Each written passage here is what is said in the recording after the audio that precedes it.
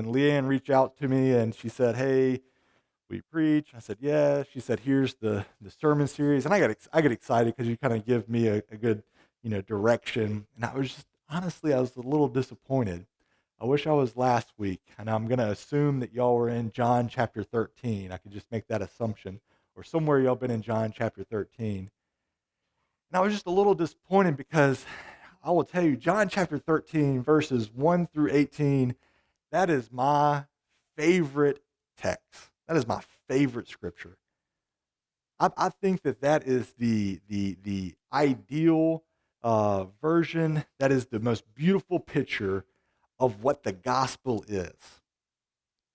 Right there, John chapter 13, 1 through 18. I thought, man, I'm going to miss out. I wish I could have done that one. That's just an easy and great, beautiful one just to live into and sit with. She told me, you have John chapter 14, 14:6. I was, oh, okay, that's okay, that's okay. But if you will, go read John chapter 13, 1 through 18. Go sit with that, meditate on that. I encourage you to, and I encourage students to. I think that that is the gospel wrapped up. It is the gospel depicted. It is what the gospel is, and we as the church are called to. And I believe that it's a beautiful picture. And then we come to John chapter 14. And you guys have probably memorized or you've probably seen it. John chapter 14. I'm the way, I'm the truth, I'm the life. No one comes to the Father except through me. You've heard that. It's almost as if we can run by that very quickly and not sit with it. It's almost like we can say, yeah, we get that. The way, the truth, life. Yeah, that's cool. And no one comes to the Father. Okay, we get that. Let's keep going. Isn't that life?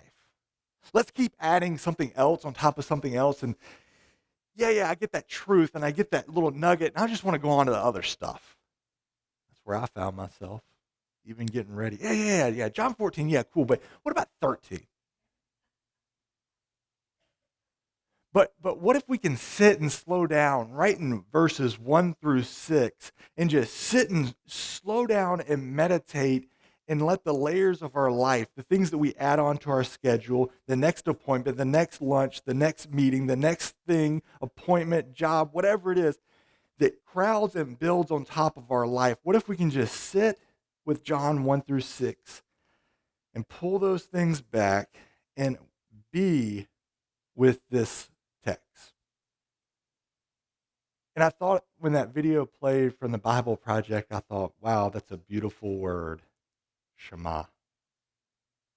The irony that that word this morning, Shema, to hear and to listen, to be attentive, to slow down, and to hear the nugget of reality, of truth, that causes all of life and the lies in life to slowly dissipate. And we hear what God is speaking to us now here. The Gospel of John is a beautiful, beautiful gospel. It's my favorite book of the Bible. It's written in such a way that it wants to cause you, the reader, to get up and go tell somebody. As you sit with the Gospel of John, you go, yeah, yes, I get it. This is awesome. I get it. Let's go and evangelize. That is the entire point of the Gospel of John. It's written in such a way that it doesn't flow exactly like Matthew, Mark, Luke. It's written in such a way that it causes you to think through the narration and the storyline of Jesus. It's written in such a way that as you read it, you begin to look back at the other Gospels and say, well, that's not in the exact order that the other ones are. And the writer is causing your curiosity to fall more in love with this gospel. The Gospel of John has so many stories and examples that the other Gospels don't have. John chapter 13, 1 through 18. It's nowhere else in the Gospels. It's nowhere else that you see Jesus getting down and washing the disciples' feet. And then John 14, verse 6. I'm the truth, I'm the life, I'm the way. It's right here. It's the nugget of reality that causes everything else to dissipate. And it's just simply being with Jesus. If you sit through the Gospel of John, you see that the disciples are being with Jesus, whether it's John chapter 13 or even 14 and a little later on. It's that being. This past week, I was sitting with a student, and I asked him, I said, are you a human doing or a human being? Their schedule had gotten so cluttered, so mounted up on all the assignments, meetings, tasks, and everything else that they were moving from the next object, the next thing. And they were in a posture of doing. They had forgotten and ignored that they were a human being, that they were called to be with Jesus, to be with God. Today we slow down. It's the Christian tradition of Sabbath. Not to rest and take a nap, but to rest and know that God has ordered out everything else and that we can experience shalom, peace, because of his work in our being with God. The being that we find ourselves in. Now we have ourselves with John chapter 14, 1 through 6, and we could jump so quickly and land on verse 6. We could just, verse 6, I'm the truth, I'm the life, I'm the way, and just sit and ignore everything. No other way to the Father except through me. We could sit with that. But there's something that just grabbed me, and it wouldn't let me go, and it was sitting right there, and it's Thomas. The disciple that you'll hear about so many times, and if I could just maybe cause us and maybe cause a new thought for us. Thomas has been given a label. You guys might know that label. And Thomas has been given this label that just traditionally we have just taught over and over again. And if I could cause us to think differently about Thomas. You guys know Thomas. He's the doubter, right? Doubting Thomas. He sees the resurrected Jesus and he doubts. What I want us to think about is to think of Thomas differently, not so much as a doubter. Because if you were to say that someone is a doubter, that means that they once believed or had belief in something, that it has the possibility of doing what it is to do, like Jesus and his resurrection, or a team winning the Super Bowl. You'll have two sides, the one that believes and the one that doubts that ability of that thing. I want to assert that Thomas be changed from the doubting, in the doubting Thomas narrative. I want to assert the unbelief, the unbelieving of Thomas.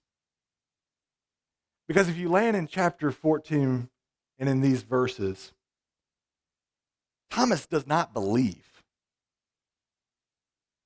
He doesn't have a belief. And then later on, it's illustrated when he does not believe that Jesus was resurrected. There's no room for doubt. And there's no room for a fact that he could have possibly believed. It's just that he didn't believe.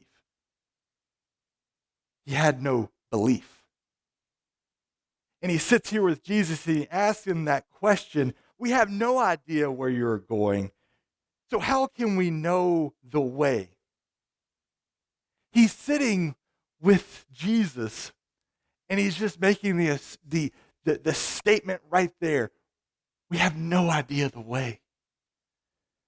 He is being with his teacher. And he's just making the statement, we have absolutely no idea where you're going. Thomas will be illustrated that very well. He'll be given that picture very well later on in the Gospel of John. And the other Gospels, as he goes to put his hand in the side or to look at Jesus and his resurrection. He'll move from unbelief to belief.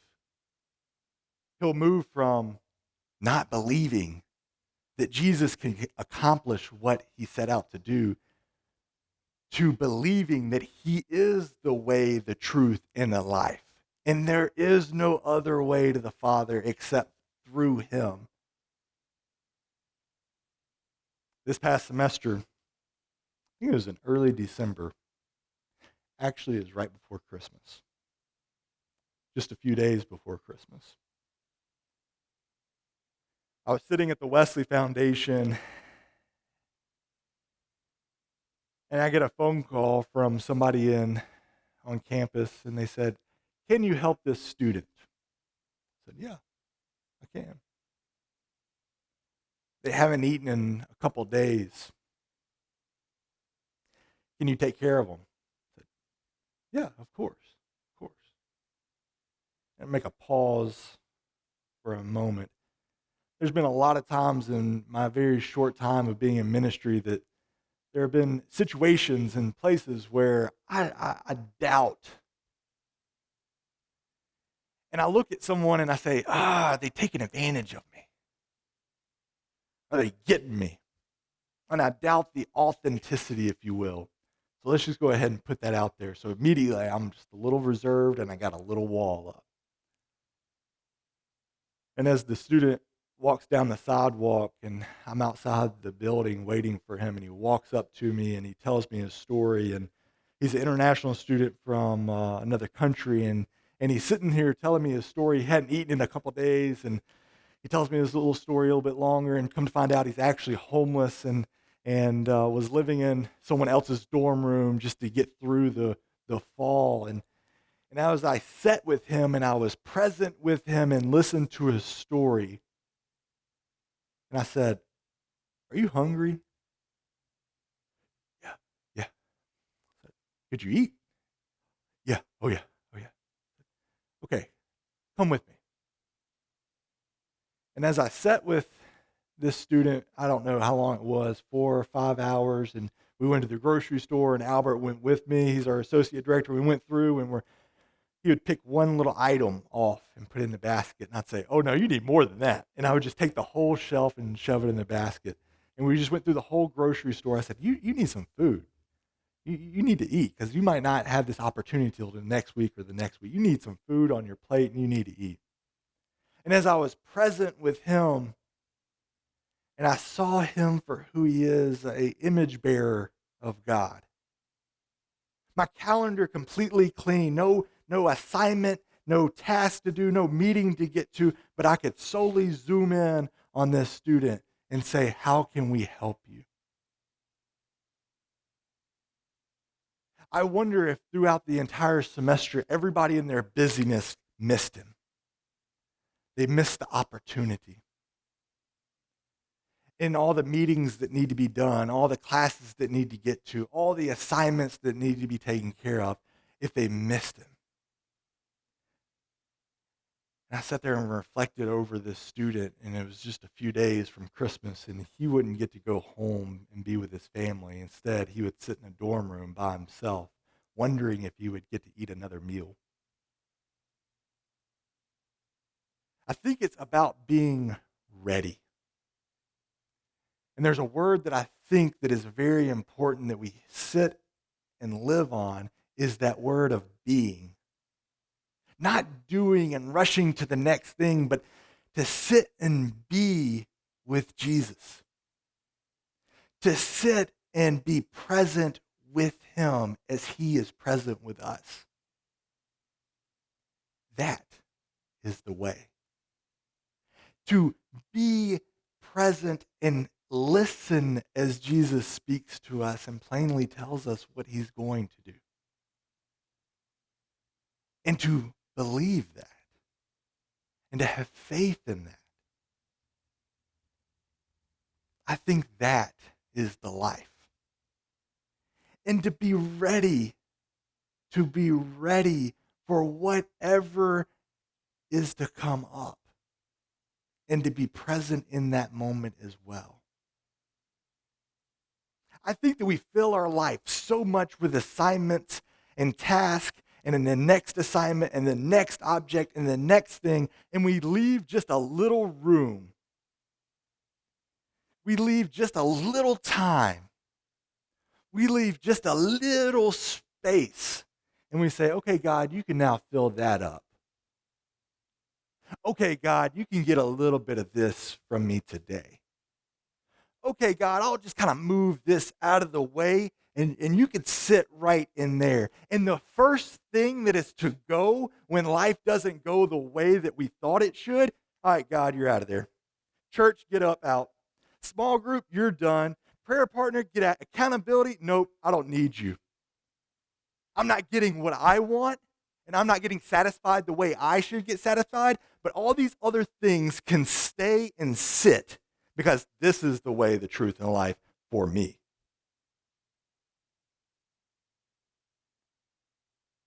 I believe, and I'm being convinced of, if we can slow down and order out from our Sabbath, our life, if we can slow down and order out our life in a posture of being with Jesus,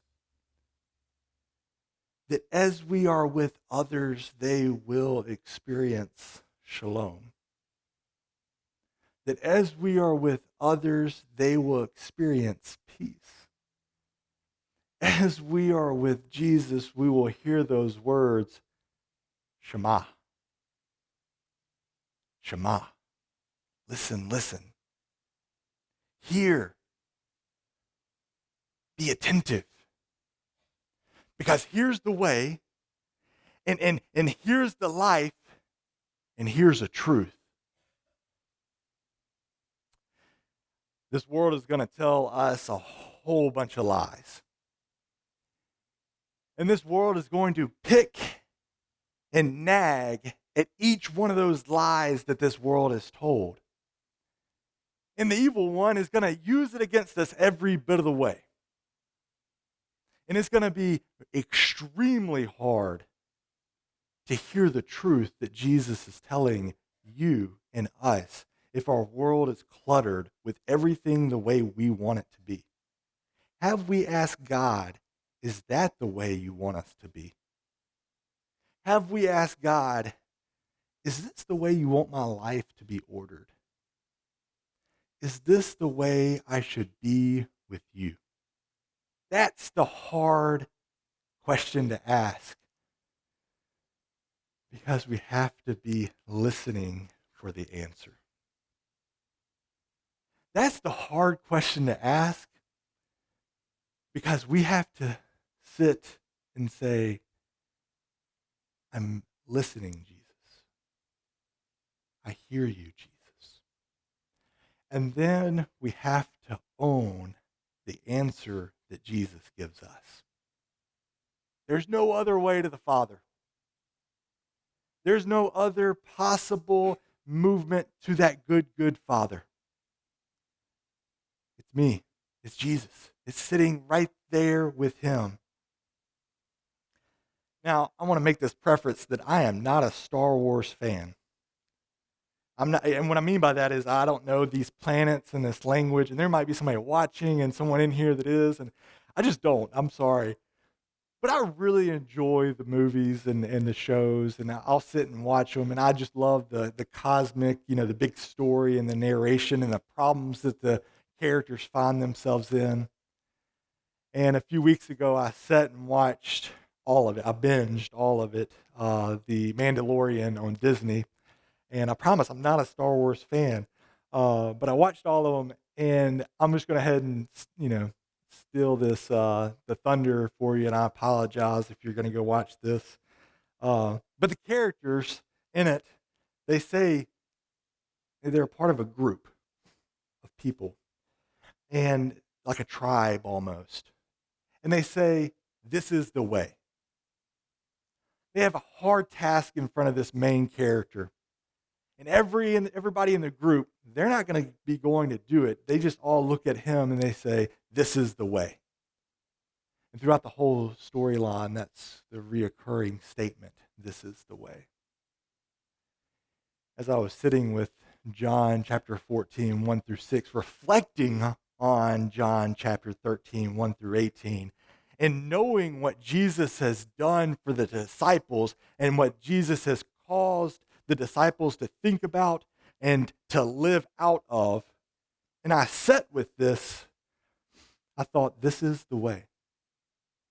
This is the way that you and I are called to live, to be present with Jesus, to be with him. And it was just over and over, this is the way.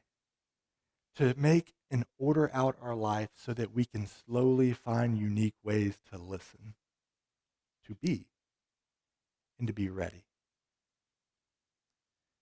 A few years ago, I was in China, and I was playing basketball and having a great time, but I really wanted to go out and see the city that we were in.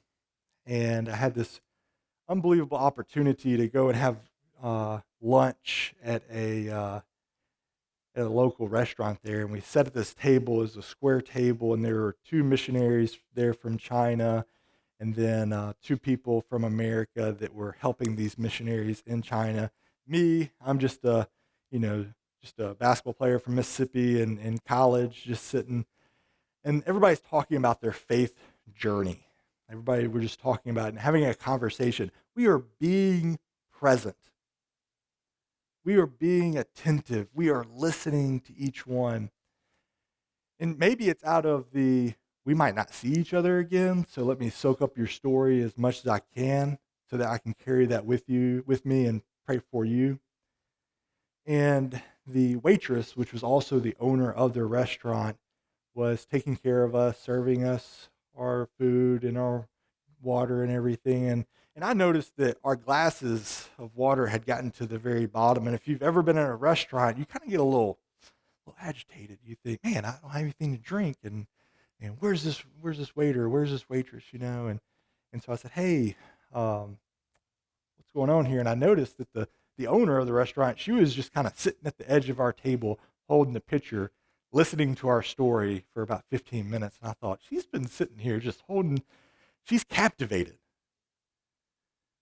And I asked one of the missionaries, I said, hey, can you ask her what's going on? Something's going on.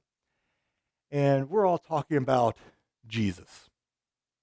We're talking about our faith journeys, our highs and our lows, and where God has met us and where we were with him and present with him. And they said, hey, and they talked to her in Mandarin for a little bit. Come to find out, she spoke no English. And she didn't understand a word that we were saying. And she didn't even know who Jesus was. But her heart was strangely warmed by our conversation, and she could not stop listening. She was captivated. She was being with us. As I'm convinced the Holy Spirit was present with us that day. As you continue in the John chapter 14, you'll hear about the gift of the Holy Spirit. And the gift of this person that will be present with us, not to do what we want it to do, but to be present with us in the life circumstances. As life happens, we are ready to respond out of the being with Jesus. We are ready to respond and be made ready to be activated, if you will, for this world. To be ready for this world so that whatever comes this way, we will know the way. We will know the life that we're meant to give. We will know the way in which we are to go. And as that life that you and I live, we will know the truth of whose we are and who we are called to be. I believe that this meal that you and I are about to celebrate, this meal that we're about to join together with, this is the way. This is the life. And this is the truth. As we join at this meal, wherever you're coming from, wherever you're going, this meal is made worthy by Jesus. And we bring ourselves to this meal. What I ask is, as we come to this meal, examine your life. Examine your year, examine your month, your week, and even today, in those layers of life that are obstructing the way, the truth, and the life. Those elements that you've crowded your entire life with, because Lord knows we find ourselves so often in a posture of being a human doing. But the Lord knows He is calling us to be a human being, to be present, to hear, and to listen.